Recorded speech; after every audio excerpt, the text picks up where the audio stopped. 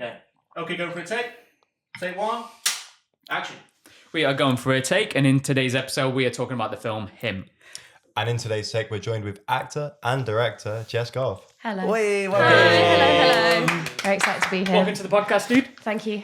Happy to be here. How are you? Are you good? Good. A bit hot and nervous, but yeah, Dude. all good. I am also hot and nervous. Yes. I get hot and Likewise. nervous before every pod. Yeah. We were just saying, it's that start intro where it's just like, oh God, don't fumble your words. Don't fumble your words. We're on a time. It's so much pressure. Yeah. It's like a tongue twister. But no, it'll be super chill. It'll be so easy.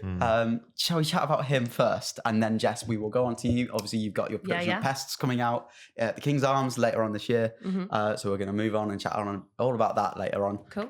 But first, let's chat about him.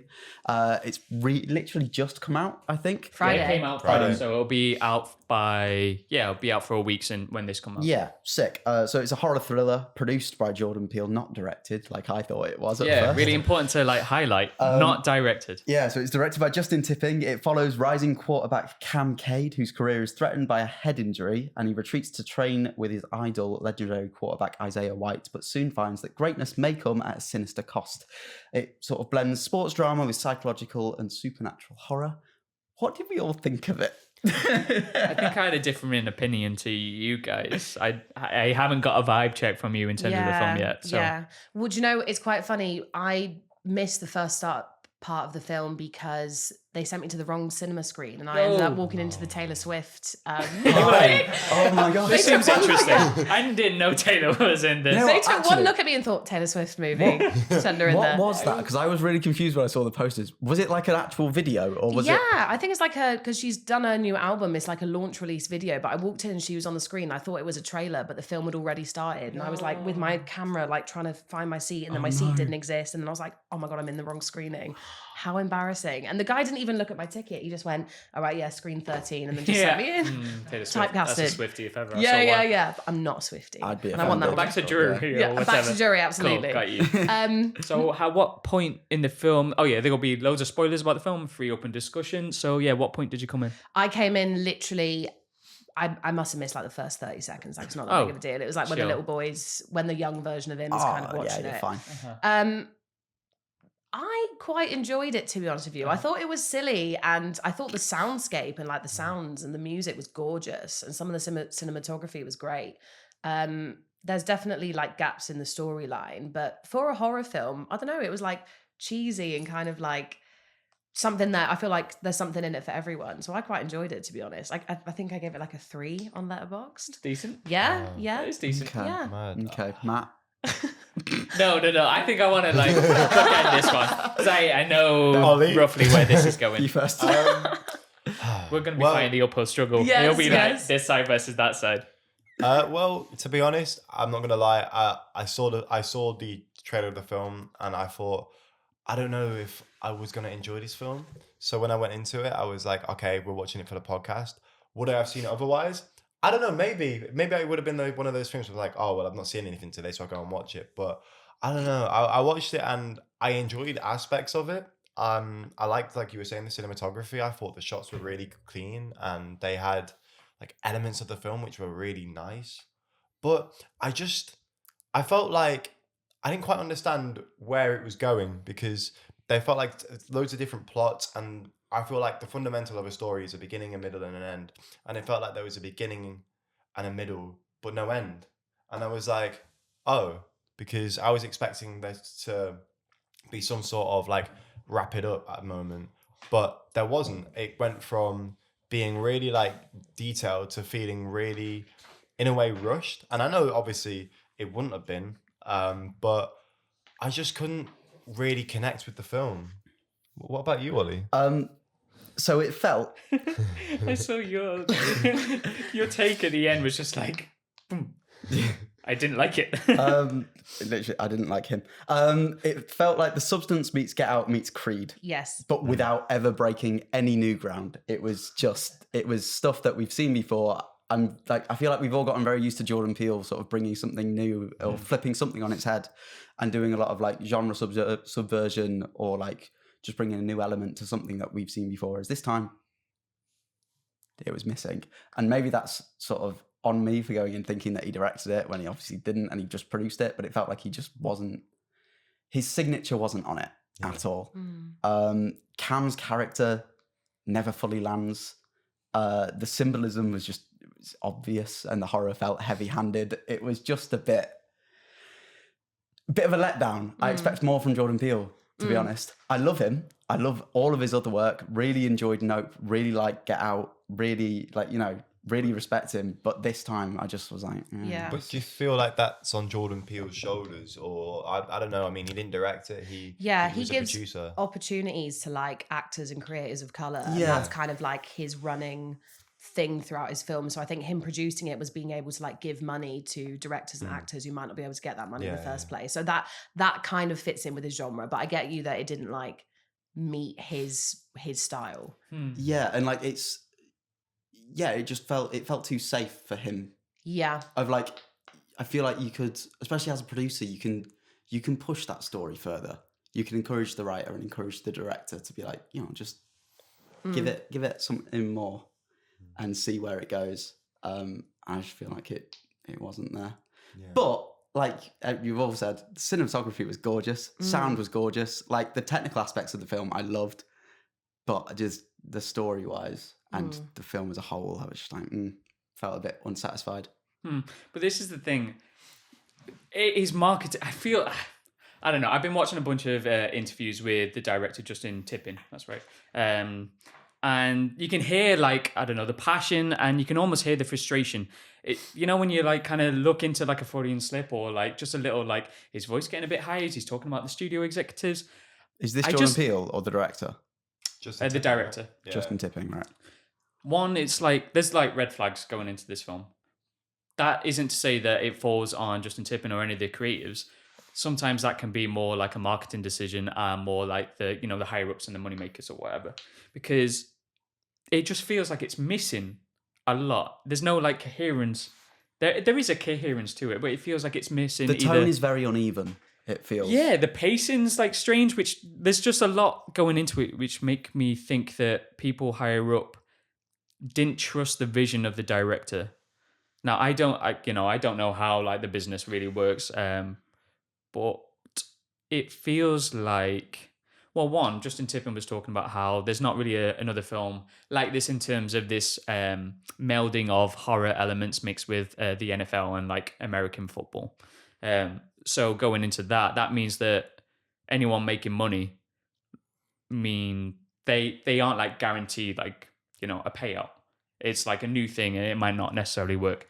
So then it feels like, to me anyway, this whole like pushing of the Jordan Peele, the tone where it felt like they were trying to do that like Monkey Paw Jordan Peele effect didn't quite land. It felt like I'm just extrapolating like a story based upon what I'm seeing. They were like, okay, well, we don't trust this Justin Tippin. He's like a new director. He's made some decent stuff. He's worked in TV for a while, but we do have a name that we can like come back on, and people will come for that name. We need to try and make the film more like a Jordan Peele film. Mm-hmm.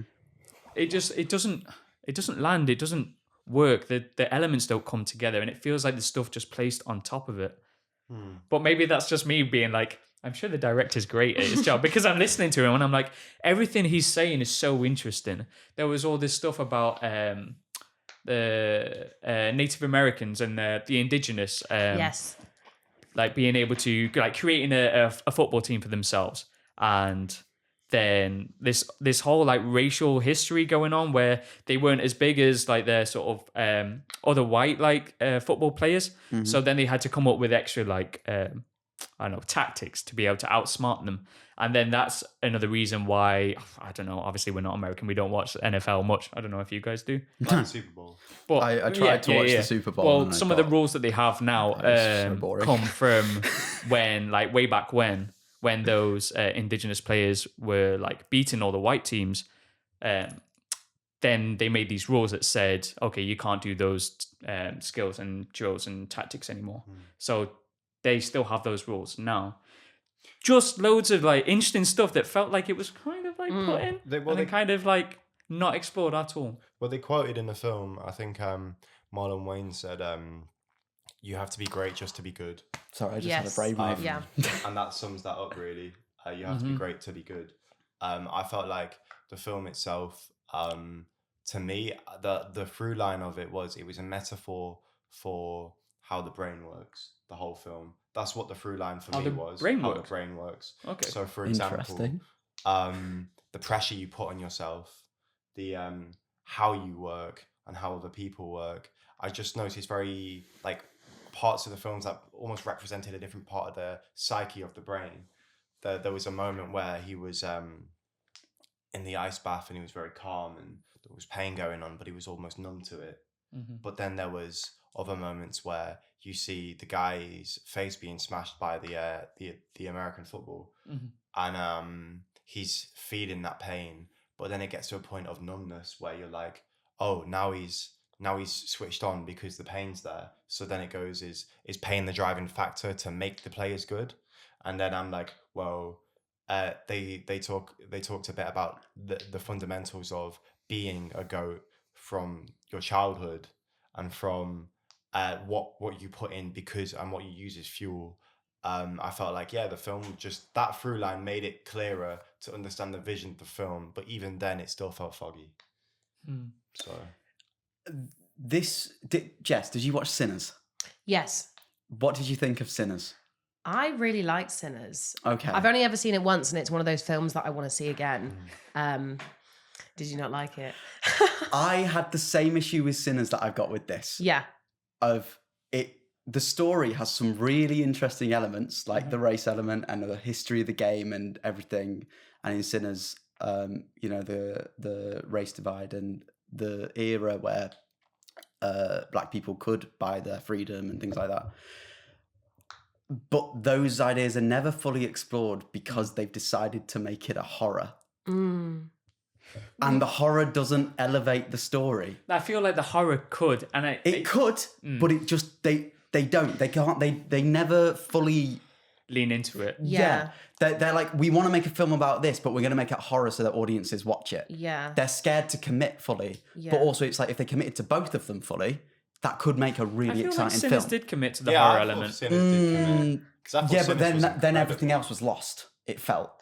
See, when it finally decided it's a horror, because it spent the first hour and a half not being a horror, and then all of a sudden this vampire shows up. At first, I didn't even realise he was a vampire. You hadn't seen the trailer. No, I went in completely blind. I had no idea he was a vampire. I was like, why is he steaming? He's clearly being chased by someone, but I don't know who the fuck he is. I was like, what is going on? And that was an hour and a half in. It was a complete tonal shift that wasn't threaded throughout. It was like, I thought it was a film about something completely different. Whereas this one is more tonally consistent. It knows what it's trying to be from the start, but it never feels like each of those ideas are fully lent into or fully fleshed out. Yeah, things aren't fleshed out. I think that's where I agree with you on Sinners, where it was like this smorgasbord, this just like cocktail of like loads of different things thrown in. And I think it kind of worked for Sinners. It reminded me, the kind of feeling I had leaving the cinema was kind of a bit like, I was like, I really wanted this. I can see it being so good. Yeah. Like the core elements, everything going into it, all the ideas coming from the director and the horror elements and the sports and this whole idea of like trying to be the GOAT and what you have to sacrifice to like get to those places. All so interesting. It felt like it could have been the substance, but like more about, what you have to let go of to achieve your dreams. That's what I thought it was going to be. I left with that kind of element of like, oh, I really wanted this to be good, and I feel a bit let down. A similar way to when I saw Megalopolis. I don't know if you saw that. No, I've not seen it yet. It's wild. Yes, it's I've wild. heard. And I think I like it. Yeah. I think I liked this film. Yeah. But I just... Yeah. It doesn't make sense. It just doesn't make sense. One of my questions was, why is this the most confusing film that I've seen? Because it doesn't... Nothing is explained. The metaphors, there's this whole metaphor of like religious symbolism and imagery. But then I like look into it a bit deeper and I go, wait, so there was like the Last Supper thing, but then he's also like the devil, and then he's also like Jesus, but then there's also like some sort of satanic cult, and then there's also like guys in pig masks, and it's like, whoa. Yeah, films like that, when it's like an umbrella term of all the things you have to cover, that's why you feel empty when you leave, because there's nothing that you could dig your teeth into. Like indie horror films or like lower budget horror films, they know exactly what they want to do with it, and they don't really care if other people don't like it. Whereas commercial horror films, they kind of have to have something in it for everyone. So that might be why in like Sinners and this, you felt that itch wasn't scratched because they were trying to scratch everywhere for everyone. Does that make sense? Everyone's just getting scratched. Oh, I just knocked the mic, sorry. Everyone's just getting scratched all the time. But that's what it felt like. There's a book by Alison Rumfick called Tell Me I'm Worthless. Don't know if you guys have read it. No. It's about two women, and one of them is a trans woman and the other one's a TERF, and they were friends growing up. And it's a horror book about a haunted house, but the haunted house represents like the far right. But they use the far right as horror for the house. So cool. It is so good. And it's kind of what you were saying, how like there's all these political themes in horror, but they have the divide between horror and the politics. And if you make the politics horrific, that's where the that's when it jackpot works. is. Yeah. That's like Yeah. But like the film reminded me towards the end of Eyes Wide Shut in terms of that Yes. cult sense where, you know, with Eyes Wide Shut, it alludes to it, but it doesn't give it all away, which isn't good because you sort of create your own ideas from that. With this film, it felt like it just gave it you all on a plate. Like there was nothing to really like be like, oh, what does that mean? Yes. It sort of was like, oh, by the way, just in case you didn't know, this is a satanic cult. And Yes. this is a triangle with six, not a triangle, a fucking, what's it called? Pentagon. Pentagon, yeah. Yeah. This is a Or pentagon. the like Illuminati, or Yeah. like, well, Yeah. in my head I went, Harry Potter, Deathly Hallows. No, that's what I was like, huh? With the little triangle and the circle, and then the wand I going was down gonna the say, middle. you're not the Again, goat. wand. You're not the goat, you're a wizard. that was You're a goat, Harry. I'm a what? You're a goat. You're a motherfucking goat, bro. that was another thing that annoyed me about it, is instead of allowing the audience to feel intelligent, it like the audience you understood what was going on, Yeah. but halfway through you went, oh, this is the twist, they're gonna replace his body or something, you know what's gonna happen, but you've been allowed to figure that out, and then they just hand it you on a platter and explicitly tell you exactly what's happening. It's like, no, that's let me feel like I've solved it and not that you've told me, because now it just feels like I'm being patronized kind of I thing. wanted it to be when it started, and it's like, and you're smoking all the weed and there's all the drinks going on. I was getting an element of like Uncut Gems. Yes. With that kind of chaos, and I was like, oh, okay, this is going to be like, it's 90 minutes long. Yeah. It's going to be like an injection, like adrenaline fueled, just like ba ba ba ba ba ba ba. And I'm going to leave the cinema going, whoa. And then it like, again, that tonal shift that you were talking about where it slows down. And then I was like, oh, I also really like this too, with the slow shots and the mascots walking up to him, and it goes into like a different world. And I was like, okay, I get this too. But it feels like I want one or the other a little bit. And then I don't know if I'm being too generous with this. Maybe not. I'm not shitting on the film. I did like it, I think. I'm still unsure. Where was I going with that? Oh God, my brain's just gone. Where was I? What was I saying? Oh, don't ask me. Oh, there we go. It's back. Whether there's some like big metaphor for him having a concussion, and there was like a comment that I was reading where it's like, this film shows I've had 5 concussions in my life, and this really depicts that kind of mental space where everything seems real and nothing seems real at the same time, which would make sense with like the way the time slows down and then speeds up again, and things aren't quite real, and then it's just like all like chaos, and all the metaphors and all the symbolism is just piled on like a big plate. Then I can get behind like everything, but I don't think that is the driving factor. No. Maybe they're just the film's that complicated that we just have Yeah. just like we've just Our like simple minds. yeah. Julia Fox was great casting though. Anything with Julia Fox in, I love her so much. I've never seen. Well, no, I must have seen them before in Uncut Gems. Uncut Gems, yeah. Which is Uncut why Gems. need to watch. She just it. plays herself all the time. Yeah, Yeah, that's but what- if it you love works. Julia Fox, then you're like, oh my gosh, absolutely. I But, did see a video being like, yeah, it sounds like the part was written for Julia Fox. Yeah. There Yeah, was the 100%. casting was interesting. Jim Jeffries, I don't know if he's like this Australian comedian. He's kind of like Oh, a was he the Ricky Doctor? Gervais kind of controversial character. Yeah. Yeah, he's just cast as the Doctor. Yes, yeah. I don't know if, to be fair, it kind of worked. I don't know if you guys have seen Jim Jeffries stuff in the past. No. Okay. I was just like, I'm Jim sorry. Jeffries, what's he doing in this? He was pretty good. What's But- he known for? kind of on the edge comedy, a bit like Ricky Gervais kind of comedy. Yeah. So he's just a stand-up. He's not like. Yeah. Okay. That's so I rogue. looked at his IMDb. I don't think he's done an acting dramatic role before. Interesting. Yeah, and then the ending, and then it became very slapstick. So what was interesting at the start when you were like, it felt very silly. Was that the vibe that you were getting for like the whole thing? The him. Yeah. Yeah, I don't know. I don't know what vibe I was getting. Sometimes it was everything. So, sometimes I judge films and theatre by how often I find myself thinking about something else. And watching that film, I didn't really think about anything else, which meant that I was in it, I suppose. Interesting. I like that. Yeah. That's a good way to approach things. Yeah. In my head, I was thinking, oh no, I told Ben and Lolly we should go watch this film and it's not great. Yeah.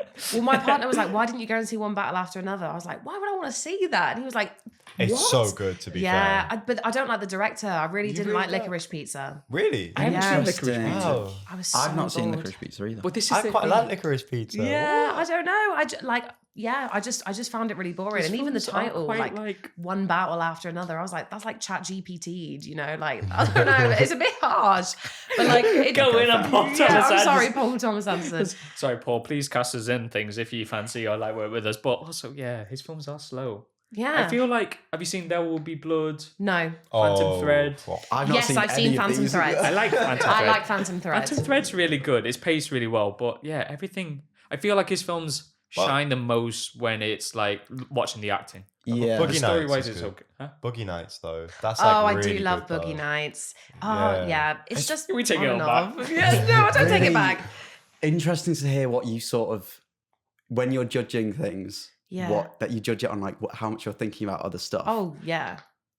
And I want to ask you about like when you're approaching things as a director and an actor, Yeah. and when you're deciding what projects to take and that kind of thing, if that's also like a similar sort of way you judge it. And we're going to chat about that after a quick break. Whoa, okay. Jess, let's Hey. chat about you. Oh. Manchester-based Yep. actor, director.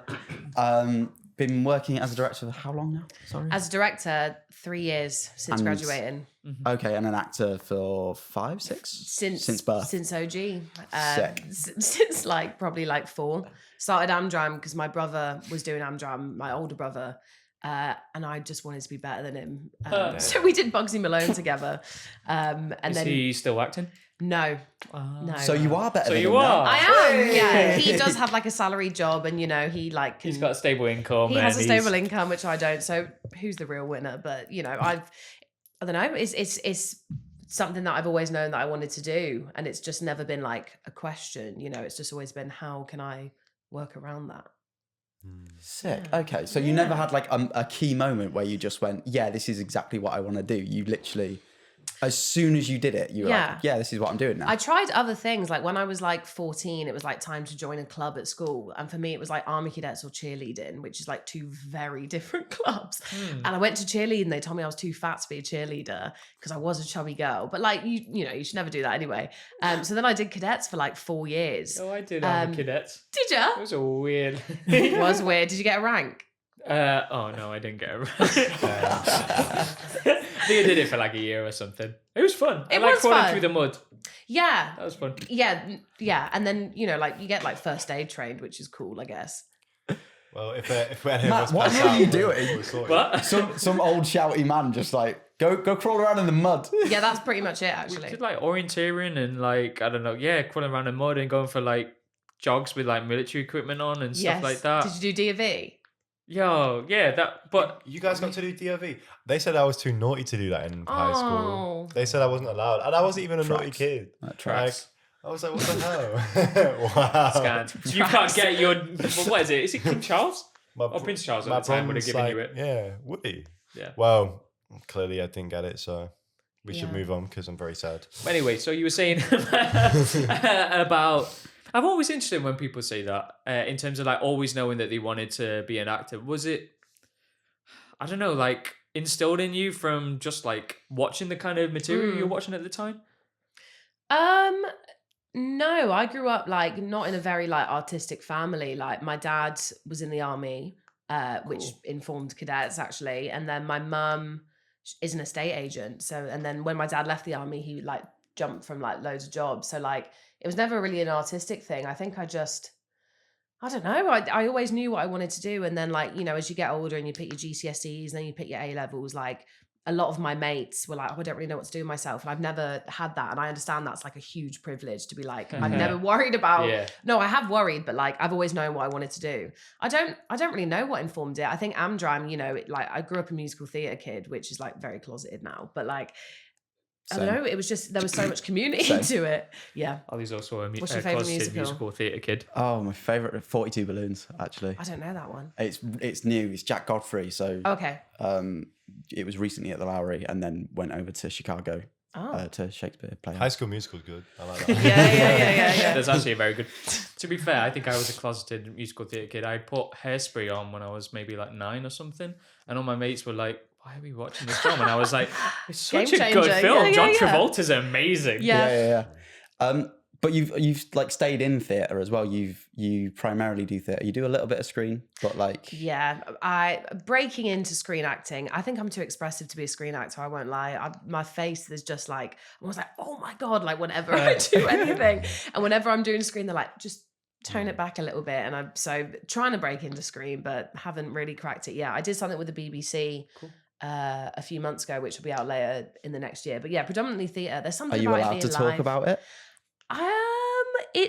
I think so. It's like a short film with the BBC that will be coming out on iPlayer later this year. I don't think I can talk about who's in it.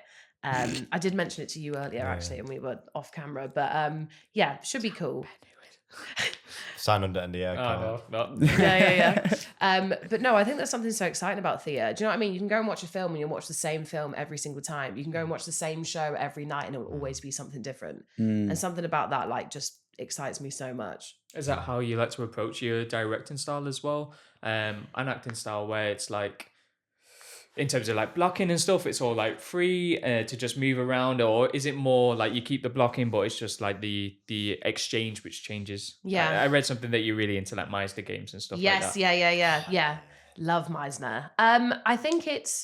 I think for me, it's about like collaboration and like everything is ever changing. Do you know what I mean? And it's about, I think I'm quite specific with blocking because like PESTS, for example, we're doing in the round. So you really have to make sure that everyone can pretty much see everything at all times.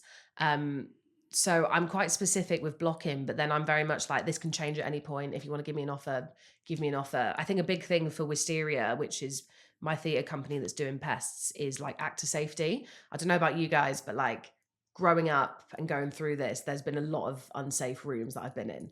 And I think it's you can't create your best work if you don't feel safe. So for Wisteria, like actor safety and understanding where your limits lie and how to access that safely is like really important. So as long as we all trust each other in the space, I think there's confidence to like make offers, because if you do something unexpected on stage, if you trust the person you're working with, you know that they can take it. So yeah. How do you feel about that? Like about like actor safety and stuff? I never heard the term actor safety. Obviously, like I hear about, dangerous actors and stuff like that. We've spoken about that like a fair amount. I don't know, certain. I'm just being careful what I say. There's people that I'll work opposite, and I don't feel safe in terms of like what they're about to give me. And sometimes I don't mind that. And then sometimes I'm like, it throws me off my game, I guess. Yeah, I don't really know how I feel about it. I guess if I'm so aware of like what the character's doing and stuff like that. So to be fair, I don't know if you saw Mojo. Yeah. So none of that was really blocked. Like moments and stuff were blocked and that. But like Paddy's a wild actor. Yes, love Paddy. And like John's a wild actor, and like all of us. But we all like fostered like an environment. I think Ollie Hurst, who you work with. Yes, love Ollie. Creates that environment where everyone, maybe that is actor safety. Because it's like, I know whatever they're going to do. Or like if Paddy was like, I want to do something wild. Or just like, a bit wacky. He was just like, do you mind if I just like pick you up and like strip down like your legs or whatever? I was like, yeah, sure. Like as the characters. Yeah, right? it's like, it's in the scene. I was like, sure, yeah, why not? It makes the play better. Cool. Yeah. Serve the story. I don't. I trust him. That. Yeah. What about you guys? I feel like actor safety is a really interesting one because I feel like a set needs to feel safe, just like any workplace should feel safe. You should never feel unsafe in a workplace. But I guess it's the level of safety that people need is different. So, for example, some people need like constant reassurance that things are moving in the right way. Some people don't; they just do what they do. For me personally, I obviously have to feel safe on set because I need to feel comfortable enough to be vulnerable. If you're not comfortable, you're just not going to be vulnerable. And if you're not vulnerable, as we all know, the work's not going to be as interesting because people connect to that vulnerability.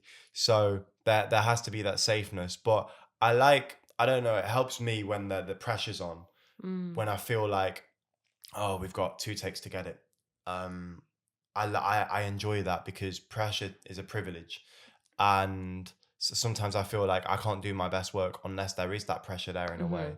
Sometimes, but it depends on my mindset and it depends what the scene is, because sometimes you need that time, and other times you'd be like, I've only got 1 of these in me. I can give it my all in 1 take, but I can't do it again.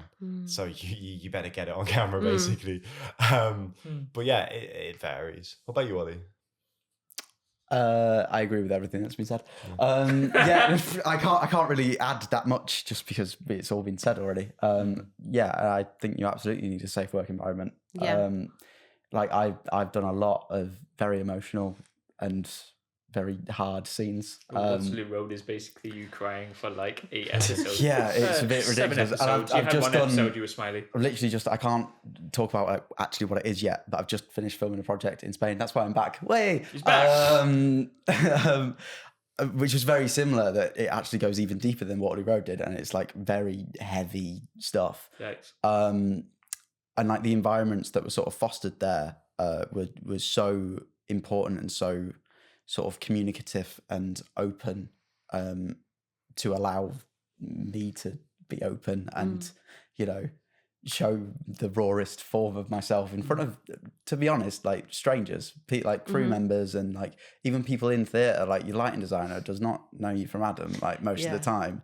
So you got to, you know, create a really nice environment with all of these people, bring all these strangers together that are they all understand exactly what you're trying to do. And everything comes from a place of respect, to create this safe environment so that your actor can fully bloom. Bloom's a good word for it. Yeah. Bloom. Bloom. I like that.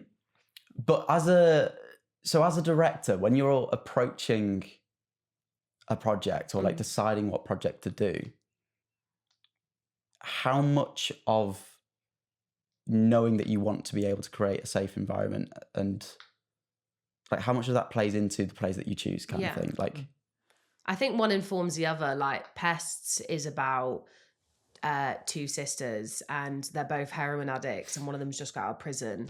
And it was written by Vivienne Franzmann in association with Clean Break, which is a theatre company that works with women in prison and families who've been affected by the criminal justice system. So the play itself is really heavy. Like it covers topics like drug abuse, sexual abuse, like heroin use, miscarriage, like loads of horrible stuff.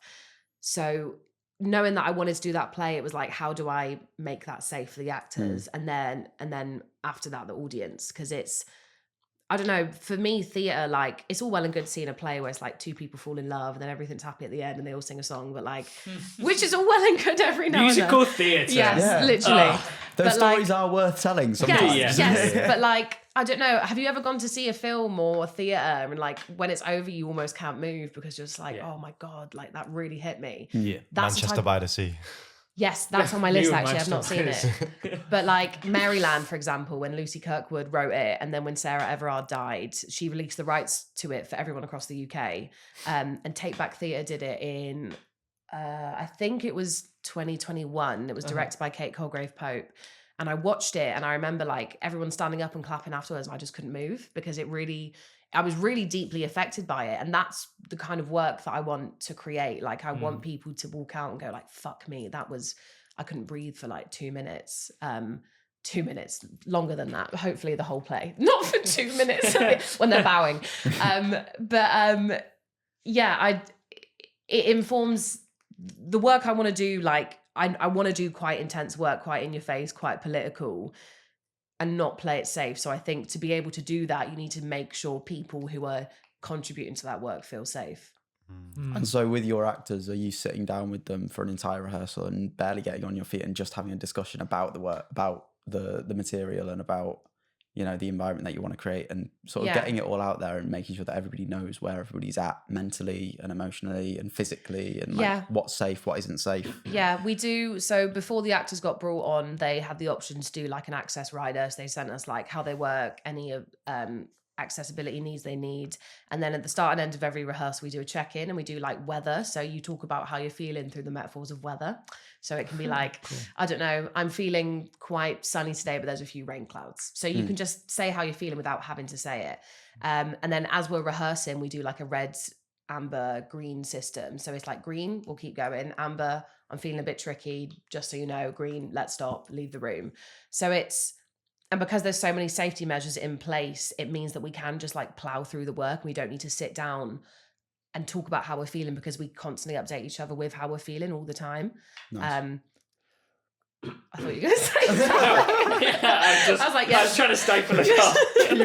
In the end, everyone just looked Really at you not instead. well. But I think something I'm worried about is like taking care of the audiences afterwards, you know, because it's in the rounds and it's like really intimate. Like, I mean, you've done the King's Arms in the round. They're on stage with you, which is so exciting. But also as an audience member, like I don't know, how do we take care of them afterwards? We're going to have an open house for like 20 minutes afterwards for anyone who wants to like talk about the show. Cool. Yeah. But it's like, I know that some people aren't going to like the show, but I'm kind of okay with that, because I'd rather you walk out and not like it than walk out and feel indifferent. It's the same way you were saying about films, you know, walking out going, I knew that was going to be good, or not sure, it invokes conversation. Yeah, we were talking about how, you know, obviously we chose him. Didn't choose one battle after another. I'm sorry, dude. But like, we would have all walked out of one battle after another going, yeah, very good film. That was a good film. I expected it to be a good film. DiCaprio was DiCaprio, and he was great at being a good actor. I'm sure I'll see it at some point. Something I was going to ask you, I hope you don't mind me asking, is that obviously within the arts and like being an actor and director, and like there's always people who are like neurodivergent. Yeah. Like, I'm neurodivergent. There's so many other people that we've worked with that we know who are as well. And I saw in your spotlight that you are as well. Yeah. I just wondered, how does that aid you with your creativity? And how does it help? You know, we've chatted to, who was it we had on the podcast? They talked about it as like a superpower. And I wondered how your neurodiversity like aids your creative process. Yeah, good question. So I've got OCD. Yeah, well done. Yo, same. Have you? Snap. Love that for you. See, How I do was you li- find it? Oh, God. Let's switch it up. What kind do you have? Yeah. What flavour? Well, mine's like kind of puro. Not that that's necessarily a thing. Puro just means that it's more.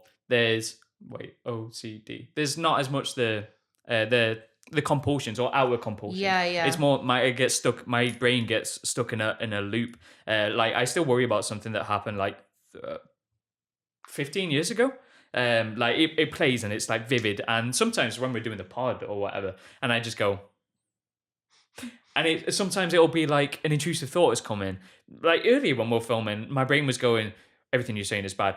You're not making sense. Nothing's coherent. At which point, then the words stop coming out of your mouth. Anyway. Yes. So, but actually, I was chatting to another actor recently, because it feels like it's something that likes categories as like a sort of divergency kind of thing. But I think it just means that I don't even know. I don't know exactly how I feel about it in terms of acting, except that I'm aware that I can obsess over things. And actually, I think something me and Ben chatted about last week was, and actually I thought this earlier today, once if I'm able to like manage it well, I become a much stronger person. Mm-hmm. And actually, I can use some elements of it to like help my creativity too. It's just so like after Waterloo Road, my mental health was like has been fucked. It's just like because I overthought it and ruminated on it, like and was compulsively like judging and berating myself with everything that I did there. Mm-hmm. It turned out pretty good, but it wasn't a healthy approach to it. RTS Best like, Storyline nominee. Yeah, congratulations. You too, bro. Yeah, congratulations. But to the point, I taught my brain that that's okay again.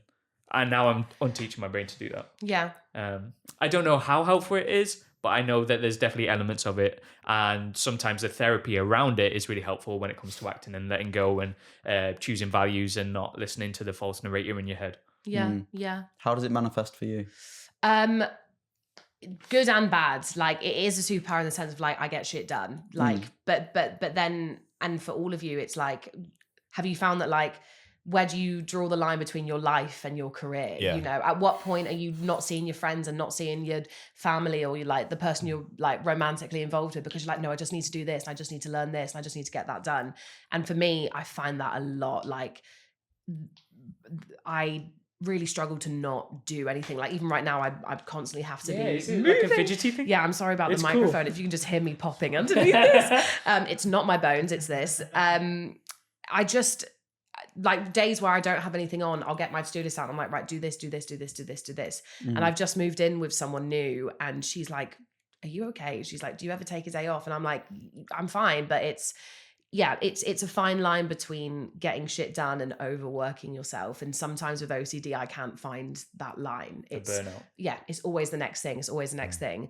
But then, I don't know, it makes me really organized. I think I look at things from like an outside perspective, and I don't know, like when I learn lines, I learn them visually, like a photographic memory. So when I'm looking at reading plays, or when I'm like thinking about how I want to direct a play, I can almost see it in my brain rather than having to work through it, if that makes sense. Interesting. Yeah. Okay. Wow. Yeah, I feel like it's funny because there's the saying of what is a work-life balance, but in reality, for a lot of us, it's like there is no work-life balance. It's just life is work, and you struggle to get out of it. Yeah. And I feel like when you have like for me, like if I've got a day off, I'm thinking, what do I do? Yeah. And then I'm like, well, I've got a checklist of things I could do, Yes. but that's work. And I'm like, no. Yeah. Like, go to the art gallery. Oh no, but then I'm thinking that could influence this project I'm working on. So then it's work again. And I'm like, no. Yeah. So yeah, it's hard finding that balance. I was interested to talk about with you with PESTS, and it's the first production with your company, right? Yeah. Why was that the first play that you wanted to have? Yeah. Yeah, why? Well, do you know what? So I directed a number under Red Brick Theatre last year, which is Ollie's company that he co-created. That's with a Carol Churchill play, no? Yes. Ah, Yeah. nice. He co-created it with Matilda, Tilly Phillipson. And we did a number. And then at the start of this year, I was like, I want to direct another play.